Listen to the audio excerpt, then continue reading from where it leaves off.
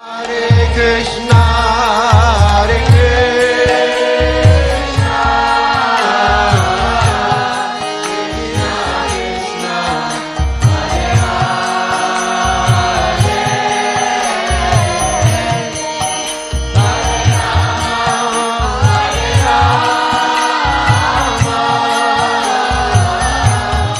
Rama Rama,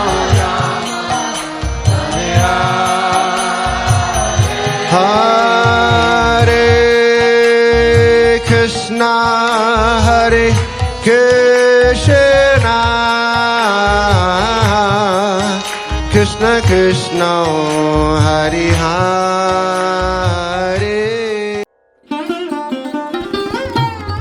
जय श्री राधे।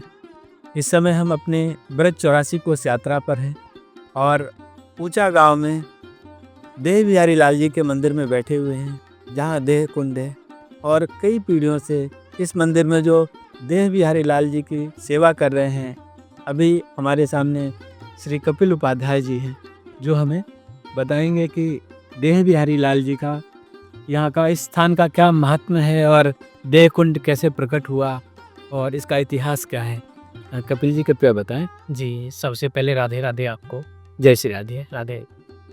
तो जो देह कुंड है, देह कुंड कोई आज का नहीं है। देह कुंड आपको लगता होगा जैसे आप ब्रज की परिक्रमा कर रहे हैं तो ठाकुर जी के समय काल से ये देह कुंड बना।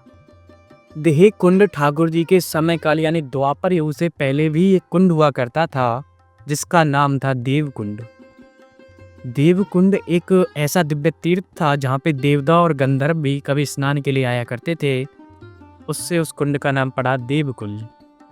अब देव कुंड कैसे देह कुंड में बदला, इसकी कथा ये जो देह बिहारी जी का मंदिर है इसमें छुपी हुई है। तो यहाँ की कथा उस समय प्रारंभ होती है जब ठाकुर जी ब्रज को छोड़ के जाने वाले होते हैं। अब ठाकुर जी ने विचार किया कि मैं ब्रज को छोड़ के जाऊंगा तो मेरे जाने के पश्चात ब्रजवासियों के कल्याण के लिए मुझे ब्रज में सभी तीर्थों की स्थापना करनी चाहिए। तो ऐसा अगर आपने देखा होगा आज के दिन ब्रज में सारे के सारे तीर्थ हैं। केदारनाथ जी, बद्रीनाथ जी, गंगोत्री, यमुनोत्री, सारे तीर्थ ब्रज 84 कोस के अंतर्गत आ जाते हैं। और आपको जानकर ये आश्चर्य होगा कि ब्रज 84 कोस की जो परिक्रमा होती है वो सर्वप्रथम ठाकुर जी ने ही सभी ब्रजवासियों के साथ में प्रारंभ करी थी। किसी ना किसी कार्य को करता है जो सबसे पहले कोई ना कोई उस कार्य का शुरुआत करता है। तो ब्रज 84 कोस की जो परिक्रमा प्रारंभ की वो ठाकुर जी ने ही अपने स्व हाथों से की। तो परिक्रमा प्रारंभ करते हैं और स्थान स्थान पे सभी तीर्थों को ठाकुर जी ब्रज में स्थान दे करके आ रहे होते हैं। अभी यहाँ से आप जाओगे या कभी आपने देखा होगा कामबन में केदारनाथ जी, बद्रीनाथ जी, सभी तीर्थों को स्थान दे करके ठाकुर जी ऊंचा गांव की तरफ बढ़ते। अब यह जो ऊंचा गांव है, यहाँ से आप थोड़ा 4-5 किलोमीटर आगे चलोगे इसी तरफ नंदगांव पड़ेगा। उस समय ठाकुर जी नंदगांव में रहा करते थे। तो ठाकुर जी की परिक्रमा लगभग समापन की ओर थी। जो ठाकुर जी ऊंचा गांव में आए, जैसा मैंने बताया, उस समय यहाँ पे था देव कुंड। देव कुंड में नारद जी जो थे ब्राह्मण रूप में सेवा करते थे। अजय ठाकुर जी यहाँ से गुजरे तो ब्राह्मण ठाकुर जी के पास में जाते हैं और तरह तरह की बातें कहने लगे कि हे कान्हा, मैं यहाँ का ब्राह्मण हूँ, तीर्थ का पुरोहित हूँ। तुमने यात्रा तो कर ली, तो तुम्हारा कर्तव्य है कि आप किसी तीर्थ के पुरोहित को दान दें जिससे कि आपकी यात्रा सफल हो। ठाकुर जी आश्चर्य में आ गए कि ये कौन ब्राह्मण है, पर फिर भी ब्राह्मण हैं और इनके शब्दों का तो मान रखना चाहिए। तो ठाकुर जी कहते हैं, बताइए ब्राह्मण देवता आप क्या चाहते हैं। ब्राह्मण से पूछा है तो ब्राह्मण कहने लगा है कि लाला ऐसा है, हमारे शास्त्रों के अनुसार जो दान होता है वो अपनी किसी प्रिय वस्तु का उचित माना जाता है, वही दान फलीभूत होता है। साधारण मनुष्य को अपनी किसी प्रिय वस्तु का दान करना होता है, ऐसा शास्त्रों में उल्लेख है। तो आप तो कोई साधारण नहीं हो, आप तो इस संसार में सर्वश्रेष्ठ हो। तो आपको जो भी संसार में सबसे प्रिय हो उसका दान देना चाहिए। और ठाकुर जी विचार में पड़ गए कि संसार में सबसे प्रिय तो सिर्फ राधा रानी है, राधा रानी के अलावा संसार में सबसे प्रिय कौन। और ब्राह्मण रूप में ठाकुर जी के पास जब नारद जी आए तो ठाकुर जी ने उनको वचन दिया कि आप जो मांगे मैं आपको दूंगा। और ठाकुर जी अपने वचन से बंधे हुए हैं और ब्राह्मण ने सबसे प्रिय मांगा तो ठाकुर जी राधा रानी का दान कर देते हैं ब्राह्मण को इस स्थान पे। अब क्योंकि राधा और कृष्ण एक प्राण दो देह हैं, जगह जगह पर उल्लेख मिलता है। श्री हरिवंश महाप्रभु कहते हैं, श्री हरिवंश सुरीति सुनाऊं, श्यामा श्याम एक संगाऊं, तनिक सौभिना अंतर होई, प्राण एक देह दो ही। भागवत में वर्णन है, एक प्राण दो देही राधा कृष्ण स्नेह। तो राधा और कृष्ण एक प्राण दो देह हैं, यानी जो आत्मा है वो परमात्मा रूपी कृष्ण है और राधा और कृष्ण दो शरीर हैं। तो ठाकुर जी अपने दूसरे शरीर का, दूसरी देह का दान करते हैं, यानी राधा रूपी देह का। तो कुंड का नाम देव कुंड से हो जाता है देह कुंडी, और आप देहगारी जी का दर्शन कर रहे हैं।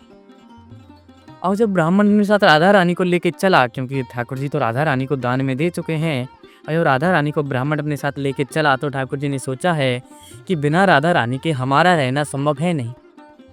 क्योंकि आप खुद ही विचार करके देखिए, जो आपको संसार में सबसे प्रिय हो वही आपसे दूर चला जाए तो आप संसार में उसके बिना नहीं रह पाओगे। अब आप उसको एग्जाम्पल किसी से भी ले सकते हैं। आज के दिन किसी मनुष्य को धन प्रिय होता है, किसी को अपनी पत्नी प्रिय होती है, किसी को अपने माता पिता प्रिय होते हैं, किसी को अपनी संतान प्रिय होती है, पर जो सबसे प्रिय होता है उसके बिना इस संसार में रह नहीं जा सकता। तो ठाकुर जी कहते हैं ब्राह्मण से, हे ब्राह्मण देवता, आप बिना राधा रानी के हमारा रहना संभव है नहीं, तो आप इस संसार के कल्याण के लिए हमको राधा रानी को वापस करो। तो ब्राह्मण कहता है, प्रभु अभी तो राधा रानी आपने हमको दान में दी है, वो दानवी वस्तु वापस मांग रहे हो, ये कैसा उपास है। तो ठाकुर जी कहते हैं, ब्राह्मण देवता, जो हुआ सो हुआ, आप राधा रानी के बदले जो भी मांगोगे मैं आपको दूंगा, पर मुझको राधा रानी को वापस करो। तो ब्राह्मण कहता है, प्रभु ऐसा है, दानवी वस्तु को शास्त्रों में लेने का कोई भी नियम नहीं है, पर एक साधारण सी बात है कि आपको सामने वाले से कोई वस्तु चाहिए तो उसका सिर्फ एक ही उपाय होता है कि उस वस्तु के समान आपको कोई दूसरी वस्तु सामने वाले को देनी पड़े, तब उसके बदले आप उस वस्तु को ले पाओ। अब यहाँ पे जो है ठाकुर जी ने राधा रूपी देह का, यानी एक शरीर का दान करा। शरीर का दान करा, शरीर की तुलना किससे की जा सकती है? तो ब्राह्मण ने बताया, शरीर की जो तुलना शास्त्र में करी गई है वो है स्वर्ण से।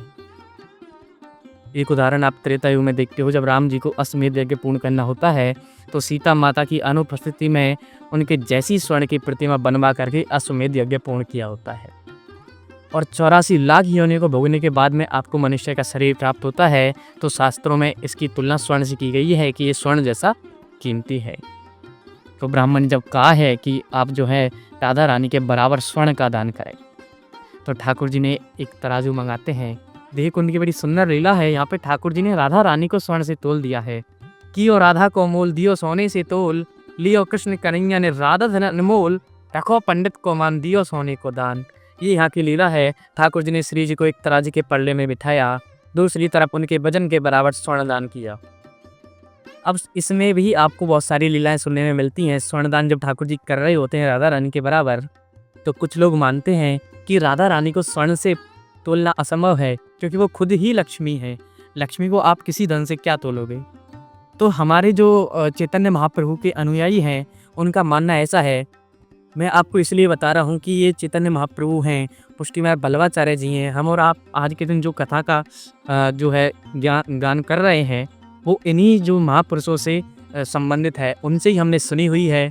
क्योंकि ना तो 5000 वर्ष पूर्व मैं था, ना आप थे। तो उन एक टाइम पे ब्रज पूरा खो सा चुका था, तो ये समय समय पर ये महाप्रभु जी आए हैं, पुष्टिमार पल्लवाचार्य, माधवाचार्य, अलग अलग संत आए हैं, तो उन्हीं ने ही ये सारी चीज़ें बताई हैं। तो चैतन्य महाप्रभु जी ऐसा बताते हैं कि जब राधा रानी का भजन बराबर नहीं होता है, ठाकुर जी अपना दूसरा रूप मयूर के रूप में आते हैं और श्री जी का जो पड़ला होता है उसके नीचे अपना मस्तक लगा करके श्री जी को ऊपर उठाया और वजन बराबर किया। क्यों किया? क्योंकि महाराज ऐसा था, राधा रानी को जब तोलने लगे तो उनका जो वजन था लगभग 120 किलो तक होता गया, स्वर्ण होता गया। 120 किलो सोना रख दिए तब भी राधा रानी बराबर नहीं हुई। और आपको ज्ञात होगा कि ठाकुर जी ब्रज में 11 साल 56 दिन तक रहे हैं। तो राधा रानी बस ठाकुर जी से 11 महीने और 8 दिन बड़ी थी, यानी लगभग 12 साल की राधा रानी रही होंगी उस समय। तो 12 साल का बच्चा कोई 120 किलो का होता है। अगर हम और आप भी आपस में देखें तो कोई 70 का होगा, कोई 80 का होगा। पर जो 12 साल का बच्चा 120 किलो का कहाँ से हो गया? तो ठाकुर जी ने आग्रह किया कि सूर्य जी लीला रोकें। तो ठाकुर जी दूसरा मयूर के रूप में आए और अपना जो राधा रानी का पड़ला था उसको ऊपर मस्तक से उठा करके वजन बराबर किया। वजन जितना भी था 120 किलो का सोना स्वर्णदान ब्राह्मण को दिया, राधा रानी को अपने पास वापस लिया। कहीं कहीं पे ये भी मिलता है कि जब राधा रानी का वजन बराबर नहीं हुआ है, ठाकुर जी ने उनसे उनका उपाय पूछा है, हे किशोरी जी लीला रोकें और ऐसा उपाय बताएं जिससे कि मैं आपका वजन बराबर कर पाऊँ।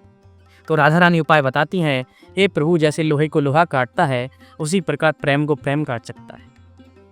आपने जो है याद करिए, आपने वृंदा जी को वरदान दिया था कि मुझे मेरे अलावा आपको वही तुलसी सबसे प्रिय होंगी, तो आप तुलसी दल रख करके वजन बराबर कीजिए।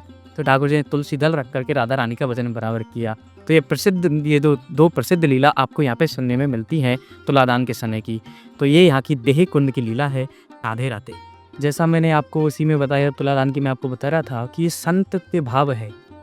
संत के भाव क्यों हैं?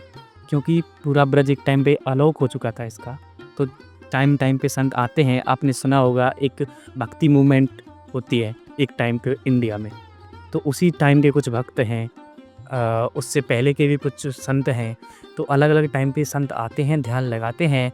आज के दिन अगर आप ब्रज 84 को घूमो ना, तो आपको जगह जगह पर कुछ बैठकें मिलेंगी। कहीं महाप्रभु जी की बैठक हैं, कहीं वल्लभ जी की बैठक हैं, कहीं माधवाचार्य जी की बैठकें हैं। अभी विचार करना कि ये बैठकें वहाँ पे क्यों हैं। ये इसीलिए हैं, जब जो संत थे ब्रज में घूमे हैं तो बैठक वो इसलिए हैं, उस जगह पर बैठ करके उन्होंने वहाँ पे तपस्या करी थी, ध्यान लगाया था, और उसी ध्यान के जो है अंतरकाल में ठाकुर जी ने उनको अपनी लीलाओं के दर्शन दिए हैं जगह जगह पर। तो मैंने आपको जो लीला सुनाई वो हमारे बल्लवाचार्य जी जो संत हैं उनके भाव के अनुसार है। जो संत की लीलाएं हैं वो थोड़ी जैसे उनके भाव हैं उस प्रकार से थोड़ी थोड़ी डिफरेंट हैं। मैंने आपको वल्लभाचार्य जी की बताई, अब मैं आपको चैतन्य महाप्रभु जी की बताता।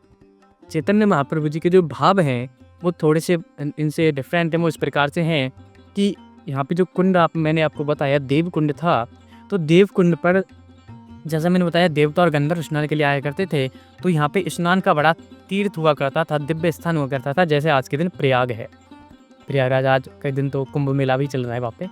तो ठीक उसी प्रकार से जब यहाँ पे स्नान के लिए लोग आया करते थे, तो एक दिन की है बात, आई सावरिया श्याम सखियन संग राधा आई करने स्नान। तो एक दिन राधा रानी और अष्ट सखियाँ यहाँ पे स्नान के लिए आते हैं और ठाकुर जी गैया चराते हैं ग्वाल बालों के साथ में क्रीड़ा करते हुए देवकुंड पर पहुँचते हैं। जब देवकुंड पर ठाकुर जी आए हैं तो एक ब्राह्मण ठाकुर जी के पास में जाते हैं, बोले, हे कृष्ण, मुझे अपनी कन्या की शादी करानी है, मुझे कुछ धन दीजिए। मैं ब्राह्मण विचार और कर्ण है कन्यादान। तो ठाकुर जी के पास जाते हैं और कन्या के लिए दान के लिए कुछ धन मांगते हैं। ठाकुर जी कहते हैं, ब्राह्मण देवता मेरे पास जो धन है, जो परम धन है, वो राधा रानी है। तो ठाकुर जी ऐसी मजाक मजाक में बोल देते हैं, आप राधा रानी का मेरे से दान ले लीजिए।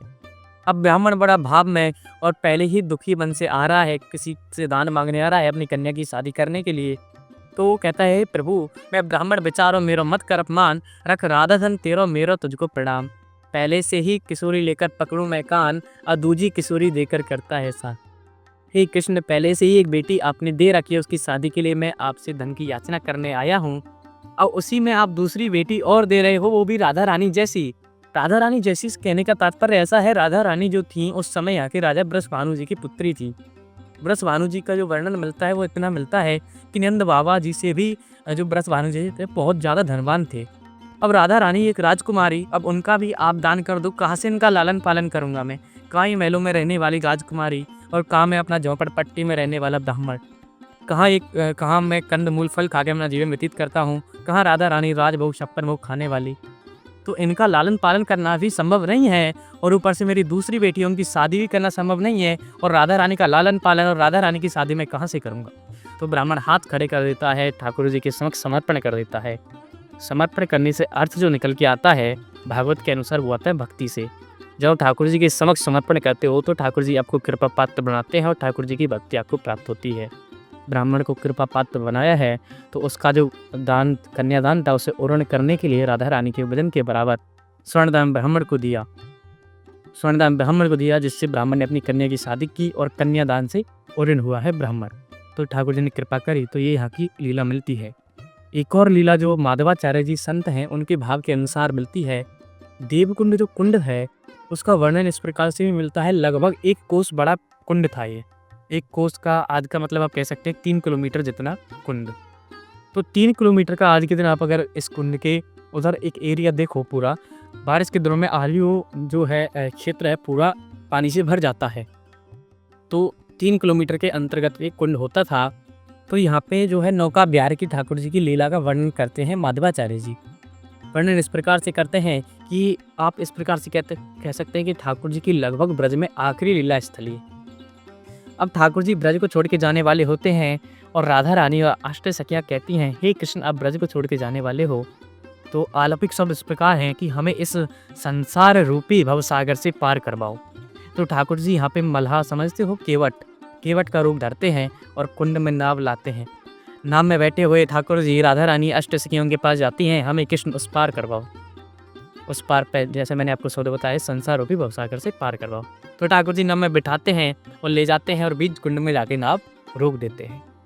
और जो नाव रोक दी है और ठाकुर जी बोलने लगे, स्वामी जी मुझे किराया दें। और राधा रानी और आटो सखियाँ मुस्कुरा जाती हैं, ना तो प्रभु उस पार ले गए ना इस पार ले गए, बीच में किराया मांग रहे हैं, ये क्या बात हुई। तो ठाकुर जी ठिठोली में कहने लगते हैं कि मैंने नाव किनारे लगाई और आप भाग गए तो नहीं राधा रानी मुझे तो किराया यहीं पे चाहिए।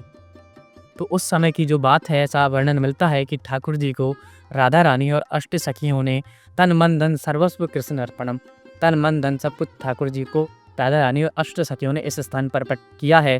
जो तन है उसी को शरीर कहते हैं, उसी को देह कहते हैं, देह का अर्पण किया है कृष्ण को, तो कह सकते हैं कुंड का नाम देह कुंड पड़ा। मन है, आत्मा का परमात्मा से मिलन है। और जो धन है उस समय धन की जो मुद्रा हुआ करती थी वो था स्वर्ण। तो स्वर्ण जो तन मन धन में जो स्वर्ण है धन रूपी वो दान दिया, इसलिए कहते हैं यहाँ पे सोने का दान होता है। तो उसमें जो तुलादान वाली लीला थी उसमें राधा रानी के बराबर स्वर्ण था, यहाँ पे तन मन धन रूपी सोने का दान किया। तो ऐसी यहाँ की 3 संतों की जो प्रमुख मिलती हैं लीलाएं, वो मैंने आपको बताई।